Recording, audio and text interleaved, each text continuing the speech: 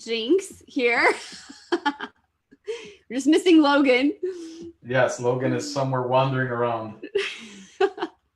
He's doing networking for us today. He's networking, yeah. He's trying to get he's doing some prospecting. Yeah. Some puppy prospecting.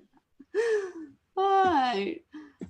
All right. We are live. Yeah, we are live with another episode of our Coffee Fueled Laser Coaching. Got my mug right here. Awesome. I am super fueled, but also super excited about jumping in today. Definitely. As you guys come on, give us a like, say hi in the comments so we know you're here.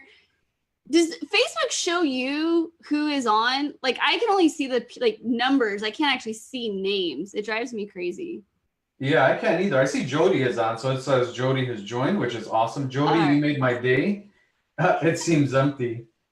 Well, I've been going at it, so I think I started way early.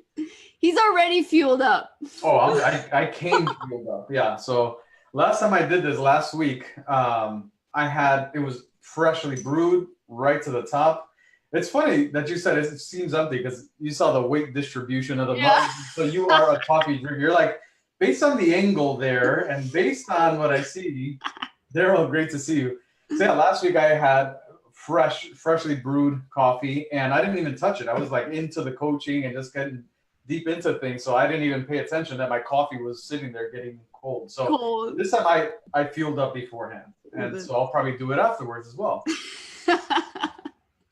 So to answer your question, Carissa, I see that people are joining. We have some people watching here, like movies with empty cups. Yeah. Yeah, it was just like, there's no way this is full. Right. Totally. Awesome. Hey, Michelle. So cool. Awesome. Daryl is here. It's like in the movies, every time someone is holding a cup. Yeah, absolutely. I'm a movie guy too. So you guys, every single time we interact, you become more attractive to me because I'm like, oh, you guys are into movies too? Awesome. You like coffee? Awesome. You love business? Awesome. So yeah, you guys are doing it right. That's funny. Well, awesome. Well, if you guys have questions, put them in the comments. This is an awesome time for us just to do some Q&A with you guys, some just live, raw, real, on the spot coaching. And so we want to help you. We want to answer your questions. And just support you in whatever it is that you need today so to get you where you need to be tomorrow. All right. So one question that we had ahead of time was from Victoria in Oksana, and Renee sort of echoed this too. She's like, ditto, I want this, discussed as well. And her question was, I'm going to read it here. It was asking about identity and normalizing. So like when your identity is making 10,000 a month, but you want to make 100,000 a month, right? Like, how do you change that comfort zone? How can you kind of remove the mindset blocks that are preventing you from making more than what you're doing now. And so I'm going to start with this. I know Alex has, but this is like both he and mine, like our jam. Like we love talking about identity. We love talking about mindset. And so I'm going to start with this, and I have a little diagram, and I call this my donut here. So I'm going to share my screen. What kind of donut? I'm curious. Well, so this one is a circus donut. It's really brightly colored. It's not glazed or cinnamon, although those are good too. There we go. All right, circus donuts. Yeah, this is my fancy schmancy graphic design skills right here. So I love it. So I call this my donut, and this was just for me. In my own processing, trying to make sense of exactly what Victoria and Oksana had asked a while back. And I have it, kind of sketched out in my journal. And, for most of you, you know that Alex and I, like, we're donut fans. We like donuts and so for me, this is how my brain made sense of this. Okay. Is of course with a donut, but so I saw myself as the donut hole, and you guys can laugh all you want. Like, there's no shame. Like, again, this is Carissa brain, raw and real here. But I saw myself as like the donut hole, right? Well, the donut hole is what goes in the middle of the donut. But if your goals and like the things that you want to achieve, if those are the actual donut, right? Like the outside of the donut, and you're just like, you believe of yourself that all of you are capable of, or all that you are worthy of, or all that you are fill in the blank, right, is a donut hole, then you're never, ever, ever going to achieve the whole donut. All right. You're never going to be able to expand and reach and achieve those things, because let's face it, you cannot lie to yourself, right? Like, not at our core, like our brain can kind of lie to ourselves, but at our very core of our identity, we have to remain consistent with who we believe ourselves to be. Just fact of nature. There's no way we can counter that, right? And so if we do not believe that we are capable or belong, that's a big word. Alex can tell you that I use that word a lot. There's a lot of things that revolve around belonging. And I can't see, because I've got this, I don't have my Facebook up. So if there's anything coming in, Alex, feel free to just kind of interject those if there's questions or anything. But so if my core identity, if I think that I only belong, right, it as like that comfort zone, that donut hole, then I'm never, ever, no matter how hard I work, and that's the key, right? For most people, they are working 60 hours a week. They are killing it. They're hiring all these people. They're trying to do all of this stuff. They're hiring sales mentors. They're hiring systems people. They're hiring Facebook ad people, like, right?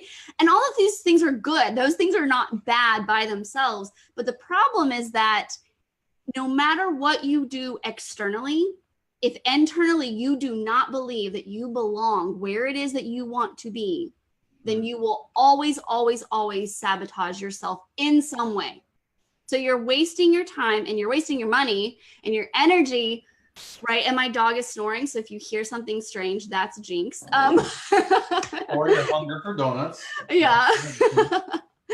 And so, like, that's the thing, like, you will not achieve it, and you're just going to waste your time and your money and your energy on all of these things, when really it's the internal that needs to be addressed. And so that's what we're going to do today. But I wanted to, there's Logan. There's Logan saying hi from the other room. Yeah. So that's what I wanted to show you guys, kind of give you a visual, because I'm a very visual person. That's how my brain works. And so for me, kind of seeing this donut, you know, sort of diagram, so to speak, that's how my brain helped me identify how my identity works, right? And so for me, I'll just use myself as an example here. For me, you know, I want to be a international best-selling author. Like, that's there. Hey, Logan. So we have all the dogs with us. Jinx is in my lap. Logan's on Alex's shoulder. So if you have your dog, this can be dog coaching coffee fuel time. It's getting complex. Donut, coffee, we have dogs, we have everything. Yeah. Anything comfort, like, you know, just bring it with you. And so anyways, but yeah, so like for me, I want to be an international best-selling author, right? Like, that is one of the things that I want to leave as my legacy. That's one of the things I want to be known for. But I realized whenever I had kind of done this donut sketch in my journal, I realized that there was a part of me that when I close my eyes and I imagine what that is like, I imagine sitting in a room, hanging out with all the other bestsellers, right? And all the other, you know, famous authors. And when I was really honest with myself, I realized that I did not feel like I belonged. I felt out of place. I did not feel like I actually belonged there in that circle, in that environment, in that group, with those achievements. Okay.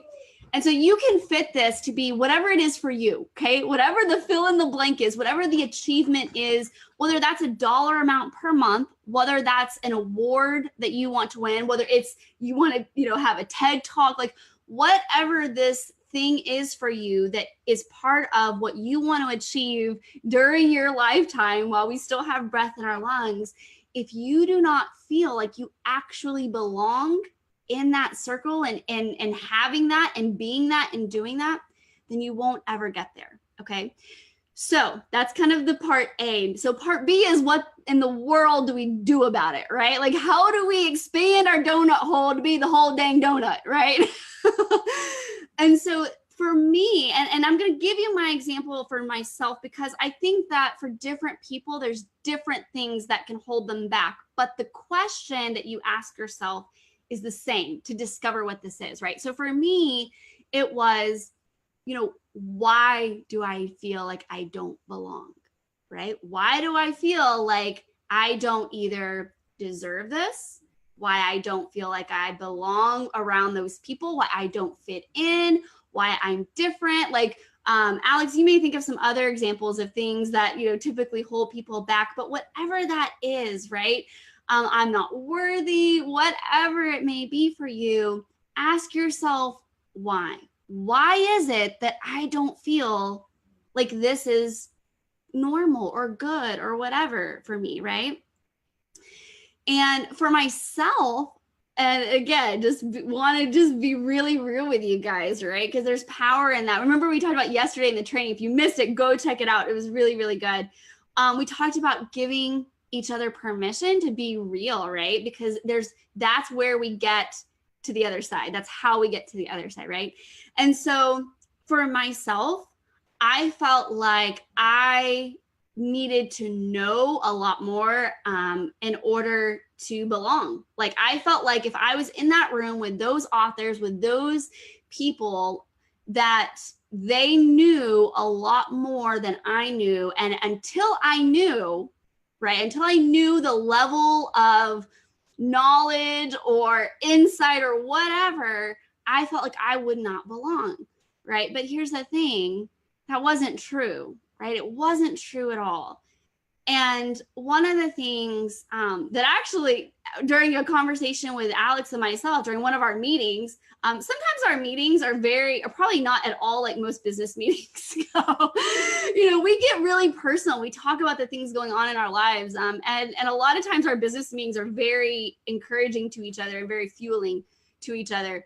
And on one of those calls, I realized in that moment that I thought that I had to know it all in order to be all, right? In order to be what I wanted, I thought I had to know everything. And I realized, I was like, that's so crazy, right? Like, I don't have to know everything. And so I may have to know some things, right? But I already know the things that I need to fit in to my personal donut, I already know, I already am, right? And that's the thing is, for me, it was separating who I am and my need to be from my external knowledge, what I know. Does that make sense? Alex, does that make sense? Absolutely. Okay. Yeah, absolutely. And one of the questions that I asked too, that, my version of this is I ask myself, what's the truth about this? Yeah. So I have certain beliefs, I have certain things that come up. We all do, because we're humans. We're going to have these doubts that come up. We're going to have these thoughts. We're going to have these moments where our past tries to creep up on us and make us make certain decisions. And so when I'm confronted with that at first, I'm like, oh man, maybe I'm not, maybe I don't, maybe I whatever. And then I ask myself really quickly, now it's become more natural because I've done it so much. I've put in the reps. I've made this my new norm. I don't get it all the time, but before I didn't get it at all. And now when I feel that resistance, when I feel those negative beliefs, those limiting beliefs, I ask myself the question, what's the truth about this? And when I ask that, it's like, there's no truth at all. But before I used to just kind of sit there parked in that place and that belief for sometimes days, sometimes weeks, sometimes months. And finally, when I started asking the question, what's the truth about this? I instantly get out of it. I instantly get out because there's really not a whole lot of truth to a lot of the beliefs that come into our mind, a lot of the limitations we think we have, a lot of the things that we seem to be lacking that really isn't even a thing. And so a lot of us, if we don't take control of that, of our beliefs, our thoughts, the way that we identify ourselves, our identity, then we start living this far limited life out of an illusion, because there's no evidence that these things are even true. And yet in our mind, we manufacture the evidence because we held on to that belief, the belief that really has no bearing. And so if you tell me, if you flip this light switch, water is going to come out of the faucet. I'm like, what's the truth about that? I don't think that's how things work. But imagine if I took that belief on and I'm like, oh, well, I don't want to have a high water bill, so I'm just not going to flip the switch anymore. And then suddenly I live in darkness because of this belief. I've never tested the belief. There was no evidence that this belief is true, but yet I take it on as a fact. And I take it on not only as a fact, but as an identity. And now everywhere I go, I take the darkness with me because I'm afraid of flipping the light switches for the reason of the water's going to turn on. But there is no evidence in that. And I know that that's, you know, it's just a really practical example, but that's how we do it in our own lives with certain things. Like, I can never charge this much. I can never find enough clients. I can never get anyone to understand what I sell. As a matter of fact, I was speaking to one of my coaches from 5 years ago, 4 or 5 years, 2014. I was speaking to him earlier this morning at 8 o'clock in the morning, had a call with him, just, it's been a while. And we were just talking about that moment where I was coaching with him. And I'm like, you know, he's like, what's going on with you or your business, your life? How are things going? I'm like, you know, I got into that and I'm like, you know what? I want to let you know that you did an amazing job. It's just that I let my beliefs at the time hinder my progress in your program. And so, although I learned a lot, I didn't get the results of your program, but it's because I wasn't the right person at the right time. I was the right person, but I had the wrong beliefs at the time. And I took stock of that wrong belief and I made it my identity. And so now we're talking. He's like, oh my God, you're up to some great things. You're doing all this stuff. And he sees me very differently. Why? Because I see myself very differently. And how people perceive me is a reflection of how I perceive myself. And so after that conversation, I was like, wow, I've come a long way in 4 years since 2014, where I did invest in a coach. I did invest in a bigger, it was a significant investment. And yet the results were very limited. And it's not because I didn't have the resources. It's not because I didn't have the guidance. It's not that I didn't have the community at the time. I had that all, but in the absence of a belief in myself, I fell short. And I kept stepping in my own way. And these things were unproven. I remember even telling him, here's what I thought at the time. I thought that not enough people would want to invest in me. I thought that even though I can do a lot, it's really not worth it to people because they know how to do it themselves. I thought that the only way that I'd be able to charge what I thought I was worth is actually building a website or a campaign or doing it with or for them. Otherwise, nobody would need my advice. Nobody would need my perspective. I devalued myself. I don't know how to market. I was a marketer, but doubted marketing for myself because I couldn't make it work for me, even though I was making it work for clients.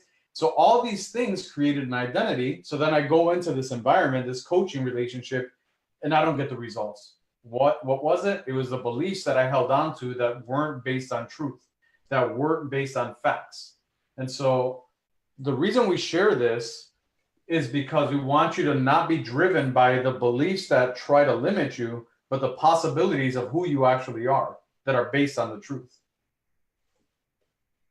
Yeah, absolutely. Absolutely. And there's this, we could honestly talk about this probably 3 days, just completely, because there's so much here, right? Because when you think about your beliefs, most of the time, actually, I'm going to venture to say all the time, those beliefs are formed in childhood. That's where they start, right? The messages that we get from our parents, from our teachers, from our siblings, from our extended family and friends, that is where and when our beliefs that go with us into adulthood begin. That's when those seeds are planted. That's when they're grown and nurtured in a good way or a bad way, right? Whether they're helpful seeds or destructive seeds, that's when that stuff happens. But here's the thing, and this is one thing I just shared with a client recently, was because she got some extremely negative beliefs from her parents, right? That beliefs that they believed about themselves, but then they projected onto their children, right? That they kind of shared, they were incredibly, incredibly insecure, super, super insecure in themselves. So guess what? They put that onto their kids. When their kids wanted to go to an Ivy League school and they were afraid of how their community or how their extended family or how their friends may view that, they were like, no, you can't do that. Who do you think you are? You think you're better than everybody else? You can't do that. No. Right? it was not about my client going to Ivy League school. It had nothing to do with that. That was just the external situation that brought up and reflected the internal issue, right? Of them afraid of what other people were going to think about them, what other people may say about them. And so, as the parents, right, like their own insecurities, they took that and put that on their children. And this happens all the time, right? And a lot of times it's subconscious. Like we don't realize that we are, taking on those beliefs that were given to us in childhood.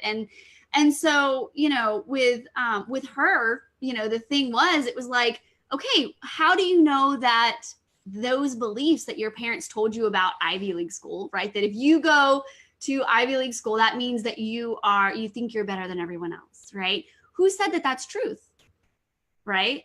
And so when she began to question her parents' belief that was passed on to her, that's when she was able to be like, oh, okay, maybe the truth that I thought was truth actually isn't truth at all, right? And so, but as kids, we don't question that. They're our parents, right? Like they're our parents. We don't question them, right? They're supposed to be the experts on life, right? Yeah. Because here's the little key. This is why we stay stuck to these things. As kids, our survival is based on our parents' capabilities to take care of us. Our survival is based on our parents' ability to do life well or not, right? So we have a choice. We can either question our parents and be like, man, no, you've got this all wrong, right? We can face the truth as kids. But if we face the truth, then that means that our livelihood, our well-being, the people who have been given to us to take care of us and protect us and raise us, all of a sudden that becomes threatened. Does that make sense? Hmm. So we basically have a choice. We choose either truth, but then our livelihood, our well-being our childhood is threatened, or we choose sanity. Right? Because if you face the truth about your parents being imperfect, like as a kid, you're going to go insane, right? Like, it's like, no, like what your survival is threatened, and our brain won't let that happen. So it chooses sanity instead of truth, right? And guess what happens? Every moment that we encounter a situation, every moment that we have something that waters that seed of quote unquote truth that we've been given, right? It just makes the roots go deeper and deeper and deeper, okay? Until we get into adulthood and we're like, hold on a second. This actually isn't truth, right? I chose sanity and I'm glad I did. Like that was a good choice for my brain to choose in childhood. Survival is important, but I don't need that anymore. I'm not dependent upon someone else taking care of me and providing for me. I'm on my own now. So guess what? Now I can choose truth. Now I can look at this for what it really is. And that's super, super important, right? And ask myself, how do I know that this is truth? How do I know their belief was true, right? So everything that Alex is saying, really taking that and taking some time to not make assumptions, to not assume that what your parents said is right or wrong is actually right or wrong. Who said that? How do we know that? Where does that come from, right?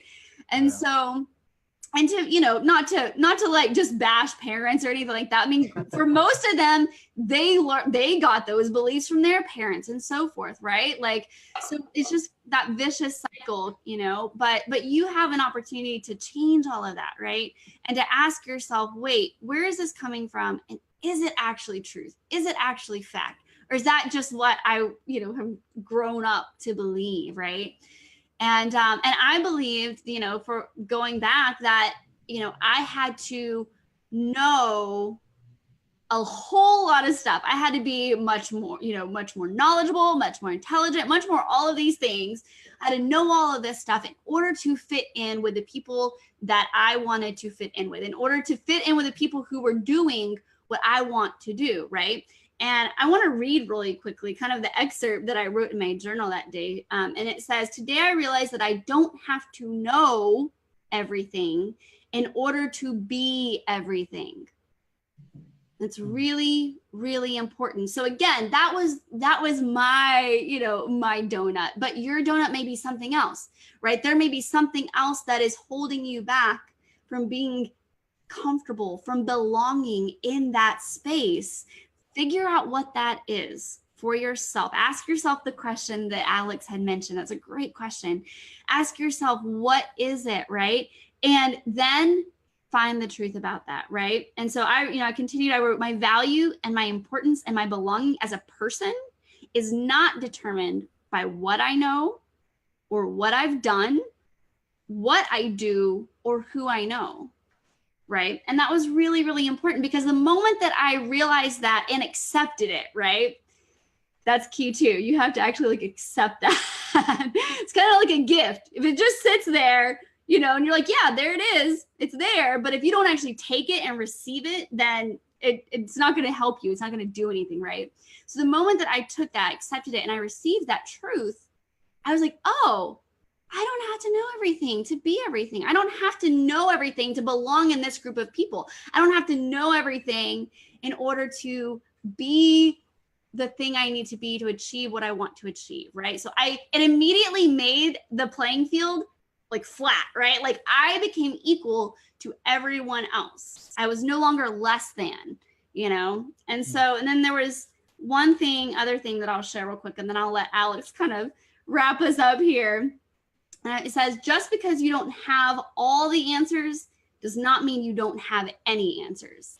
Right? That was another thing that was really important for me and myself to realize, right? To expand my identity from my donut hole to the whole donut, right? Was I don't have all the answers, but that doesn't mean I don't have any answers. I have value. I have things that can help people, just like other people have things that can help me, right? And that's the thing is, so often our insecurities and our false beliefs and all of the junk that we kind of can tend to carry around will get in the way, right? And force us, or encourage us, I should say, to believe the lie that we have to be better, know more, do more, whatever, fill in the blank, in order to achieve the things that we want to achieve. And it's a lie. It's almost always a lie, right? You are good enough as you are. You're good enough. You're no different than the people already doing what you're doing. The difference, there's only two things. That's it. Only two differences. One is that they have the belief that they belong there, right? Which is everything that we're talking about right now. And the second thing is they have a strategy that helped get them there. That's it. Belief and strategy. And guess what? Strategy's easy. We can find strategy, right? There's all kinds of strategies out there. Some work, some don't. Some work for you, but that may not work for another person. So finding that the strategy part's the easy part. And here's the kicker, and Alex alluded to this when he was sharing, is that until we have the belief, we will not find the strategy. The strategy will not work. You could be given the perfect strategy, just like Alex was talking about with the course and the program he took. You can be given the perfect strategy, but if you do not have the belief, you will not utilize that strategy. You will sabotage it. Whether you recognize it or not, you will sabotage it. So the belief has to come first, and then all you need is strategy, the tactical, the technical, the external. That's it. And then you're good. How do I follow that? That was amazing. Yeah, that was amazing. There was so much gold in what you just shared. This is something that should be reviewed over and over again. Because a lot of the missing piece is not you're missing a key piece of information, or you're missing that one marketing strategy that's going to take your coaching business to another level, or that's going to take you to another level. The missing piece is really you internalizing how valuable you truly are. Everything else is built on that. Everything else is built on that. Imagine, so I've been married for 18 years, and imagine that I have this belief that I'm not good enough for my wife. Yet the evidence, so that's a belief, but the evidence says, well, she stuck around for 18 years. She married me. She had some options, beautiful, smart, funny, really committed. She has such amazing qualities. My wife, she had options. She didn't have to settle for me, right? But she chose to not settle, but she chose to commit, right? So from the very beginning, I was already in a position of winning. But let's say I took on this belief, I'm not good enough for my wife. I'm not good enough. Imagine how I'm going to perform in our marriage if this belief is directing all of my conversations with her, my actions with her, the way that I show up. Imagine the other day we were laughing because we went to brunch. It was the middle of the day. I think it was like 3 weeks ago, a couple of weeks ago. Went to brunch. And so we order our food, and she's like, and I was like, I want this. Like it all looked good on this at this restaurant. She's like, yeah, I think you want this one, because she was picking something similar, and so we'll just share. And I was like, okay, that's what I want.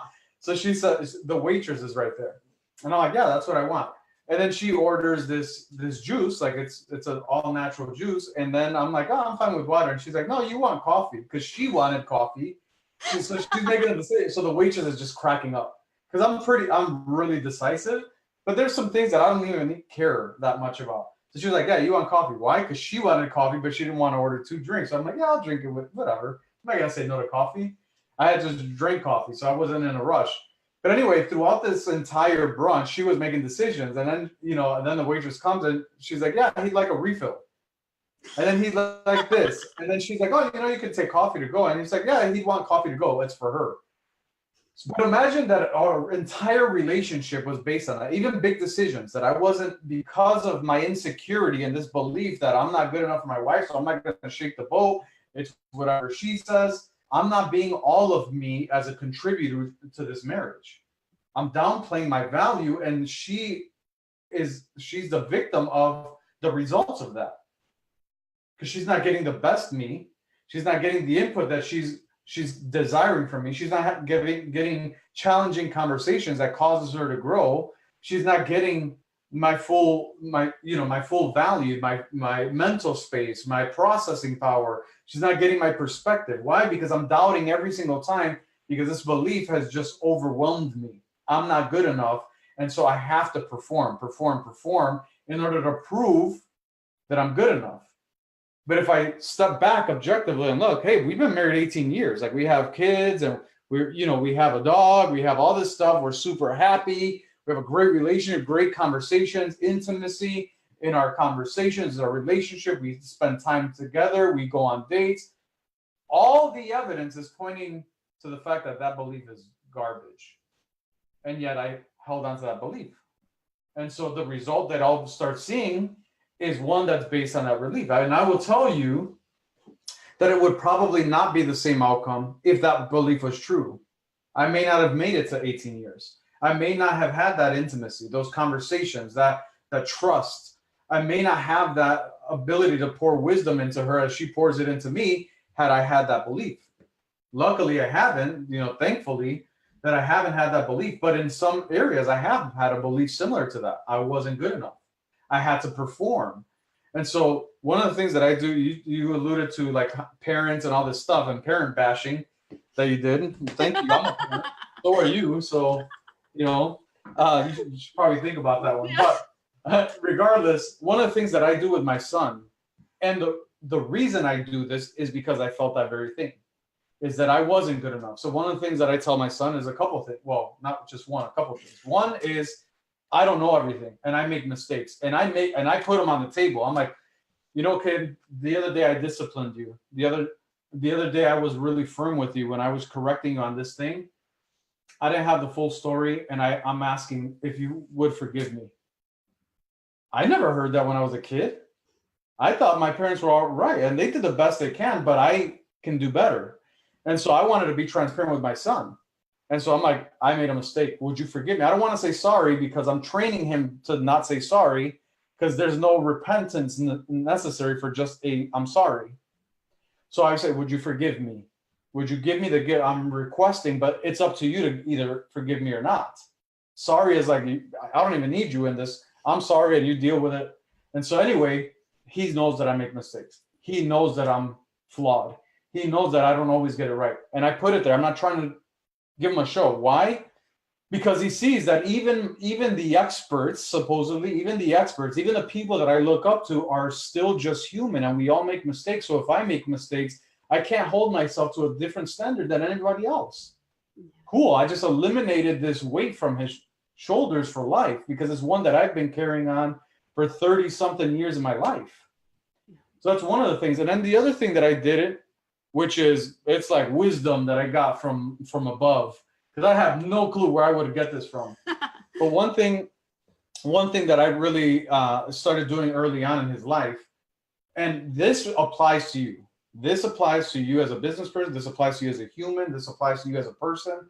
So this applies, and that's why I'm sharing these parenting tips, because it's really a person tip that we should apply and have the same standard for ourselves. So anyway, this thing that I told them is, I call him kid. Kid, I will always love you. You will always have 100% of the love I have to give. But I may not always like your decisions. I separated his decisions, in other words, his performance, from his identity. His identity as my son is, you have 100% acceptance. You have 100% of my love. You have 100% of my favor. But your decisions, the choices you make, I treat those separate. This will never threaten this. But I can call you out on this without it threatening. And so he makes mistakes. And he brings it to the table. And sometimes I'm like, all right, listen, I didn't like how you did this. You made the wrong choice. There's consequences to that. And then he might get like a little bit upset because of that. And then he'll come back. And I'm like, well, when you're done, when you cool off, come back, because I got a hug waiting for you. And so now, like that time, at first it was like for an hour, he's angry, he's pissed off in his room. And then now it's like in 3 or 4 minutes, he comes to me. He's 17. He's a teenager. At 17, I was like, no, thank you, parents. Yeah. He comes to me and he's like, Pops, can I have a hug? I understand what I did. Why is that, though? Because it was never tied to his identity. Mm-hmm. In doing that, I learned that, wow, why am I doing that to me then? Mm-hmm. Why am I tying my bad decisions, my history, my mistakes to my identity? And I started separating that. And now I mess up all the stinking time. But it doesn't devalue me. It doesn't remove any value. It's not like I have to trade in part of my value because I made a mistake. In fact, what I teach him and what I've learned to do is, where can I get the value out of this mistake to even build on what I already have? So it doesn't take away. It's not like, 1 minus 1 is 0. This mistake is not a minus. It's not a subtraction thing. It actually adds. And that's the mathematics of success, is taking what others believe is a loss and making it a gain for yourself because you're learning. So anyway, the question was about identity and mindset, and it was about really normalizing. And the thing is what you want to normalize is who you actually are, independent of your performance, independent of what you lack, independent of what you have. You have intrinsic value that can never be taken away. When I experienced huge loss, we lost a business, we went through foreclosure, all that stuff, I believed that now my value was gone. Now it's the biggest asset that I can lean on, because I know what it's like to have, and I know what it's like to have nothing, like putting a gallon of milk on a credit card. And that allows me to understand where my clients are, no matter what stage of the journey they're at, because I've experienced that. That's an asset for me. And that's what we can do with mistakes, is give them new meanings, take on new beliefs that are empowering, that drive us into the value that we are, instead of removing that. And then that's where our identity lies. That's what I want to be normalizing on a daily basis, is the best me, not the beliefs that hold me back, not the beliefs that lie to me and tell me that I'm less than what I really am. And I've played that game and nobody wins. And so I'm like, okay, how about I play a different game? Yeah. And to add to that real quick, Alex, it takes the same amount of effort to believe the truth as it does to believe the lie. Same amount of effort. So it's right. Now, the difference is that for a lot of people, the lie is the autopilot, right? So that's kind of where you just more naturally go to. But it takes the same amount of effort for which one you want to listen to and feed and fuel, and really ask yourself that. Ask yourself, take the time to ask yourself, sit down with a journal, right? Have some quiet alone time and say, what things am I fueling and feeding that are holding me back, right? Ask yourself that. Ask yourself that on a regular basis, and if that right there, that will skyrocket your success more than any marketing strategy, anything else. that alone will skyrocket your success more than anything else. And it'll get you in a position where then all the marketing strategy will actually work for you because you're not going to be sabotaging it. That's exactly right. And I like that you said for you. Yeah. It starts working for you on your behalf. Yeah. If we're not showing up the right way, then we're not setting up things to work on our behalf. Because we're living a lie, in other words. And so we want to be congruent. We want to be in alignment. And so that starts with how you see yourself. So guys, we only had, this was kind of round 2 of the coffee fueled laser coaching, although nobody actually drank coffee. I just had a coffee cup. So maybe I'm going to say empty cup coaching. I don't know. We'll see. But was this helpful? What's the nugget that you pulled out of this, this Facebook Live that we're doing here? What is the value that you're extracting from what we're talking about here? Type it in the comments. We want to make sure that you're getting value. If not, we'll just cut these out and not even bother with them. This is literally the soundtrack of my path out of deep depression several years ago. I have coffee and my dog. There we go. Yay, Stephanie. There we go. That's exactly right. That's why I know this stuff, because it was 3 years of darkness for me after losing it all. And I was like, there's people that I could have served through that. If I got out of the loneliness and if I had a place where I felt I belonged, that 3 years could have been probably condensed to a couple of days, and I'm ready to move forward. In the lack of that, I didn't have the support. I didn't have the perspective. I didn't have others in my corner to help me see what I couldn't see at the time. So I'm glad that this is resonating and that you're like, yeah, this is exactly my experience. This is awesome. Stephanie, I have coffee. Maybe you can pour some in here digitally, because I'll take more. I'm about to make some now. And my dog. Awesome. Well, guys, thanks for coming in. We'll drop in and do these Facebook Lives on a weekly basis. It'll be different topics all the time. Sometimes we'll bring guests. But make sure you stay, make sure you stay connected. Make sure that you comment. Make sure you stay engaged, because the moment the engagement is not there in the group, then that's going to be evidence to us that we should spend our time elsewhere. But we really want to spend the time with you. So make sure that you remain engaged. So, and I thank you guys for showing up here and for playing full out and for commenting and for printing out the documents that we're sharing and actually doing the work and going out there and taking action. So that is what fires us up, that keeps us going, because at the end of the day, we want this to change your lives, not just for you to consume, but actually to start producing fruit as a result of what you're getting here. Absolutely. You guys have an awesome rest of your day. And I think we have one more training tomorrow, right? And then no, we haven't scheduled that. Okay, never mind. No, there's no training tomorrow. But definitely next week we'll see you guys in. So thank you, Leslie. Thank you, Jody, Stephanie, Daryl. You guys are awesome. Absolutely. Awesome, guys. We'll post a replay, and thanks again for showing up, and we'll see you soon in the group. Take care, guys.